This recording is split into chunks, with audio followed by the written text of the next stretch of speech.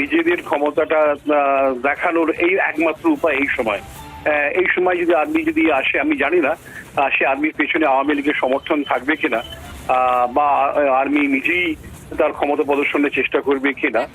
যদি দেখা যায়, হ্যাঁ একদম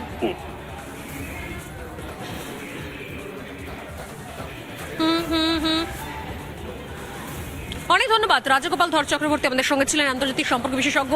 তনয়, একের পর এক ছবি আসছে, একের পর এক খবর আসছে, এবং এই মুহূর্তে আমার কাছে যে আরো একটা ব্রেকিং নিউজ এসছে, তা হচ্ছে বাংলাদেশের প্রধানমন্ত্রী শেখ হাসিনার তার ছেলে সিকিউরিটি ফোর্সকে বারবার তাদের দেশের যে নিরাপত্তা বন্দোবস্ত, যে সুরক্ষা বন্দোবস্ত রয়েছে, সেই আর্মি অফিসারদেরকে অনুরোধ করছে যাতে কোনো রকমের আনইলেক্টেড সরকার যাতে ক্ষমতায় না চলে আসে, কারণ এই বিএনপি, এই জামাত, এদেরকে মানুষ প্রত্যাখ্যান করেছে। একটা ইঙ্গিত পাওয়া যাচ্ছে এক্ষেত্রে সেনাদের দিয়ে দেশকে শাসন করানোর কোনো ইঙ্গিত কি পাওয়া যাচ্ছে? দেখো, সেনাদেরকে নিয়ে দেশকে শাসন না হলে এই মুহূর্তে ভয়াবহ অবস্থা আমাদের পড়শি দেশ, আমাদের প্রতিবেশী দেশ, একটা বর্ডারের ডিস্টেন্সে বাংলাদেশ, সেখানকার যে পরিস্থিতি রয়েছে, সেনা শাসন দীর্ঘস্থায়ী না হলে আপাতত যে পরিস্থিতি, তাতে মনে হচ্ছে সেনা না নামালে এই রকমের অরাজকতা, এই ধরনের অশান্তির আবহ, এই ধরনের হিংস্রতা, সেটা কিন্তু কোনোভাবেই সেটা নিয়ন্ত্রণে আসা সম্ভব নয়। আর এই মুহূর্তে আরো একবার ব্রেকিং নিউজ দিকে নজর রাখছি, যেখানে আরেকটু পরেই সেনা প্রধানের ভাষণ রয়েছে। তার আগে বাংলাদেশের প্রধানমন্ত্রী শেখ হাসিনা